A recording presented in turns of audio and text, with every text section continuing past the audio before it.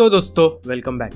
देखो भाई, आज की वीडियो तो बहुत ही इंटरेस्टिंग होने वाली है, क्योंकि भाई आज की वीडियो में हम जानने वाले हैं कि आखिर क्या होता अगर नारुतो को उचिया क्लैन वाले अडॉप्ट कर लेते। क्योंकि देखो एनिमे में हमने एक बार देखा था कि सास्के की मां नारुतो को अडॉप्ट करने वाली थी, पर देखो पहले उचिया क्लैन के ऊपर नाइन टेल का अटैक करने का इल्जाम था और ऊपर से भाई नारुतो अपना मेन कैरेक्टर है तो उसकी स्टोरी थोड़ी सी ट्रेजिक तो होनी चाहिए, इसलिए अपना नारुतो अकेले ही बड़ा होता है। और सोचो भाई, अगर सास्के की मां नारुतो को अडॉप्ट करती तो नारुतो की स्टोरी कैसी होती। आई मीन, क्या नारुतो पेन आर्क में कोना को बचाता या फिर खुद सास्के के साथ मिलकर कोना को डिस्ट्रॉय करता। तो भाई आज की वीडियो में हम यही सब जानेंगे। और हाँ दोस्तों, तुम्हें और कौन से व्हाट इफ टॉपिक के ऊपर नेक्स्ट वीडियो चाहिए ये मुझे कमेंट सेक्शन में जरूर बताना और मैं नेक्स्ट वीडियो उसी टॉपिक पे लाऊंगा। सो मेरा नाम है सेनरो एंड लेट्स बिगिन।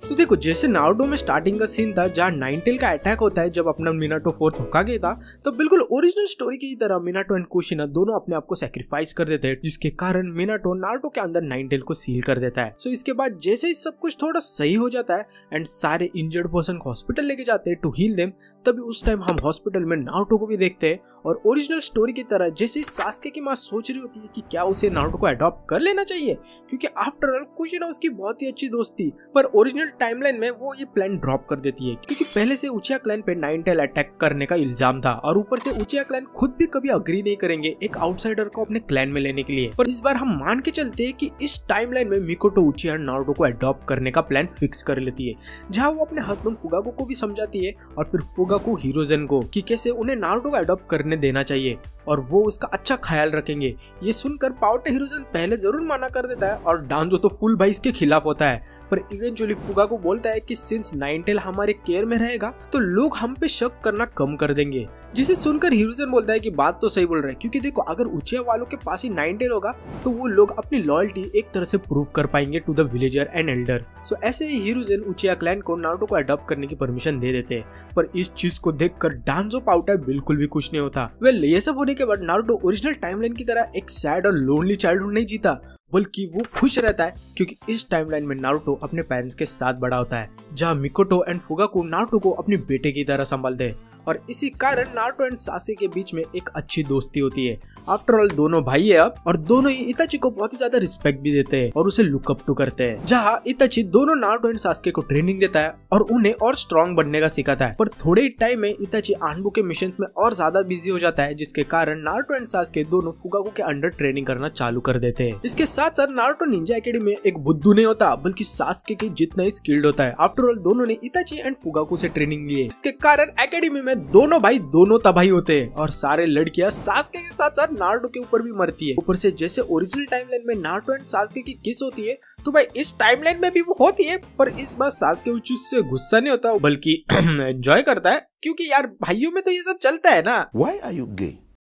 देखो, इस टाइमलाइन में भले ही नारुतो अपने पेरेंट्स के साथ रहता है, पर स्टिल अभी भी विलेजर उसे एक हेट्रेड के नजर से ही देखते हैं, क्योंकि नारुतो के अंदर नाइन टेल्स है और खुद उचिया क्लैन भी नारुतो को हेट्रेड से देखती है, क्योंकि अभी भी लोग उचिया क्लैन को ट्रस्ट नहीं कर पा रहे हैं नारुतो की वजह से। पर स्टिल नारुतो को कोई भी फर्क नहीं पड़ता क्योंकि उसके पेरेंट्स एंड सास्के एंड इताची हमेशा उसके साथ है। तो ये सब के बाद ओरिजिनल टाइमलाइन की तरह कुछ ही सालों में उचिया क्लैन के बीच में टेंशन बढ़ने लगती है, क्योंकि लोग उचिया क्लैन पे ट्रस्ट करने की जगह और डाउट करने लगे और डरने भी लगे, क्योंकि आफ्टर ऑल उनके पास नाइन टेल है।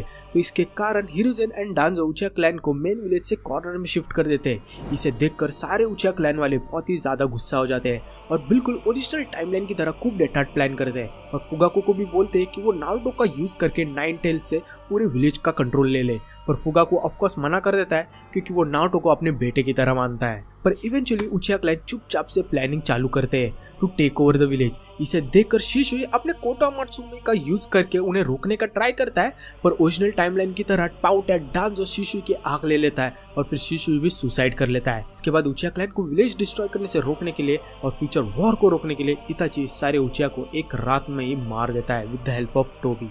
तो उसी दिन जब नारुतो एंड सास्के ट्रेनिंग करके आ रहे होते हैं तो वो देखते हैं कि सब कुछ डिस्ट्रॉय हो चुका है एंड सारे उचिया के लोग मारे जा चुके हैं। वो जल्दी से अपने घर जाते हैं अपने पेरेंट्स को देखने के लिए, पर उन दोनों के सामने तभी इताची होता है और इताची के पैरों के नीचे उसके पेरेंट्स मरे हुए होते हैं। नारुतो एंड सास्के इताची को देखकर उसे पूछते हैं कि आखिर ये किसने किया, एंड फिर इताची अपने मांगे की शारिंगन से दोनों को अपने पेरेंट्स की डेथ दिखाता है, वो भी रिपीटेडली, कि कैसे उसने अपने पेरेंट्स को मारा। इस सीन को देखकर सास्के बेहोश हो जाता है, पर नारुतो अपने 9 टेल के पावर के कारण उस गेंजुत्सु से बाहर आ जाता है और फिर फुल गुस्से में होता है और इताची को बोलता है कि आखिर तुमने हमारे पेरेंट्स को क्यों मारा। जिसे सुनकर इताची बोलता है, हमारे पेरेंट्स? ये मेरे पेरेंट्स है नारुतो, तुम्हारे पेरेंट्स तो पहले ही मर चुके।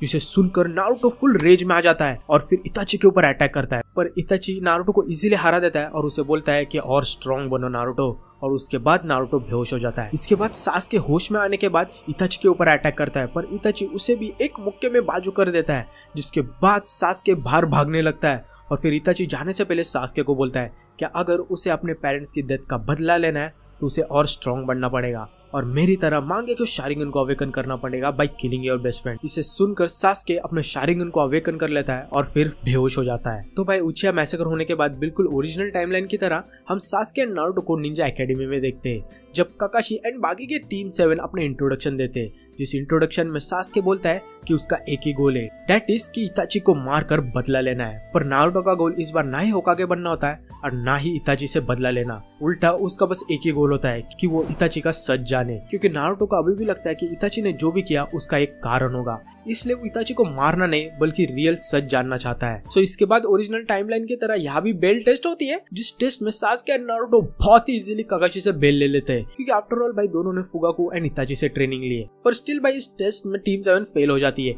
क्योंकि दोनों सास्के एंड नारुतो साकुरा पाउडी को अकेले ही छोड़ के वो बेल ले लेते हैं, जिसके कारण काकाशी उन्हें टीम वर्क का इंपॉर्टेंस सिखाता है एंड फिर काकाशी नारुतो, सास्के एंड साकुरा को फाइनली बेल टेस्ट में पास कर देता है। भाई इसके बाद फिर सब कुछ भाई ओरिजिनल टाइमलाइन की तरह ही चलता है, कि जैसे वो जाबुजा वाला आर्क हो गया वो सब, and even chunin exam arc. इस टाइमलाइन में नाग शक्ति ओरोचिमारू कोनोहा पे भी अटैक करता है ड्यूरिंग द चुनिन एग्जाम, जिसके वक्त वो सास्के एंड नारुतो दोनों को कर्स करता है, पर नारुतो कुरामा के मदद से हील हो जाता है पर सास्के नहीं। और इस अटैक के बाद ओरोचिमारू हिरुज़ेन को भी मार देता है और खुद बच के निकल जाता है। वेल ये सब मैटर होने के बाद दोनों सास्के एंड नारुतो अपने विलेज को प्रोटेक्ट करने के लिए ट्रेनिंग चालू करते हैं, जहां नारुतो जिराई सेंसे के साथ ट्रेनिंग करता है एंड सास्के काकाशी सेंसे के साथ। इसी दौरान इताची भी फिर से कोनोहा आता है, अब अकात्सुकी का मेंबर बनके, जिसे नारुतो को किडनैप करने का मिशन मिलता है। इस टाइमलाइन में भी इताची नारुतो को मिलता है और नारुतो उसे देखकर शॉक हो जाता है और बोलता है भैया तुम, और उसे क्वेश्चन पूछने लगता है, पर तभी सास्के वहां आ जाता है और आते ही इताची के ऊपर अटैक करता है। नारुतो सास्के को रोकने का ट्राई करता है, पर इताची दोनों सास्के एंड नारुतो को अपनी औकात दिखा देता है और बोलता है कि कैसे मेरे दोनों भाई अभी भी वीक है और शायद कभी भी रिवेंज नहीं ले पाएंगे। इसके बाद वहां पे जिराई सेंसे आते हैं और दोनों को बचा लेते हैं। फिर ये सब के बाद सास्के और भी ज्यादा गुस्सा हो जाता है एंड डिसाइड करता है कि उसे कुछ भी करके स्ट्रॉन्ग बनना पड़ेगा। तो वो सोचता है कि वो ओरोचिमारू से ट्रेनिंग लेगा और स्ट्रॉन्ग बनेगा ताकि वो इताची को मार सके। ये चीज फिर सास्के नारुतो को भी बताता है एंड नारुतो ऑफ कोर्स माना करता है एंड सास्के को समझाता है and for the time being Sasuke मान भी जाता है। पर ऐसे ही कुछ ही महीनों में सास्के और नारुतो के बीच में झगड़ा होने लगता है, क्योंकि सास्के अभी भी नारुतो के पीछे लगा होता है कि वो उसके साथ आए ओरोचिमारू के साथ ट्रेनिंग करने के लिए, जिसके कारण फिर दोनों के बीच में फाइट हो जाती है और एक दूसरे के ऊपर अटैक करते हैं। सास्के अपने चिदोरी की मदद से और नारुतो अपने रासेंगन से।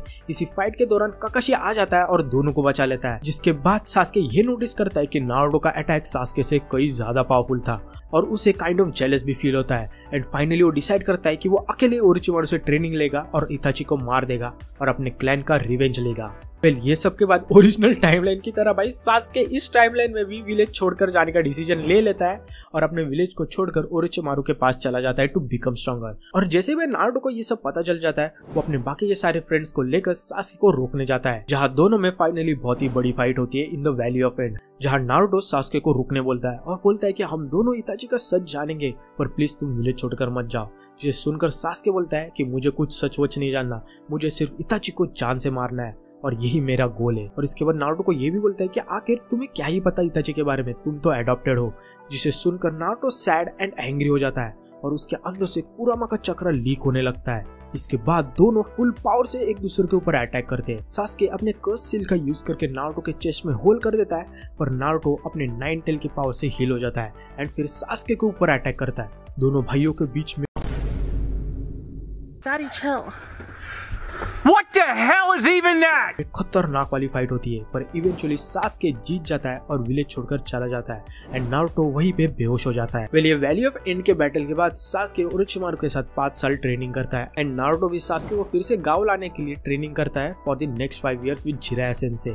यहाँ से सब कुछ अपने ओरिजिनल टाइमलाइन की तरह ही चलता है, लाइक गारा का किडनैप होना, उसे बचाना, ये सब। इसी दौरान नारुतो को खबर मिलती है कि सास्के ने ओरोचिमारू को मार दिया है और अब वो इताची को मारने जा रहा है। तो फिर नारुतो भी इताची एंड सास्के को ढूंढने निकल जाता है ताकि वो सास्के को रोक सके एंड इताची का सच जान सके।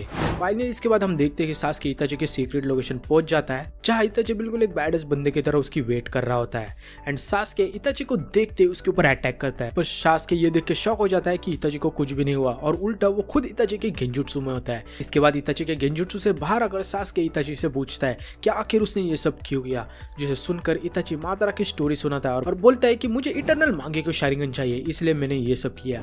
इसे सुनकर सास्के इताची के ऊपर ग्रेट फायरबॉल जुत्सु से अटैक करता है एंड दोनों भाइयों के बीच में खतरनाक वाली फाइट होती है। इताची भी अपने सुसानो के मदद से अटैक करता है एंड इवेंचुअली इताची सास्के के अंदर से वो कर्स्ड मार्क को भी मिटा देता है, बिल्कुल ओरिजिनल टाइमलाइन की तरह। इसी वक्त नारुतो भी वहां पे आ जाता है और देखता है कि उसके दोनों भाई एक दूसरे से लड़ रहे होते हैं और नारुतो रोकने का ट्राई भी करता है, पर सास्के उसके ऊपर अटैक कर देता है।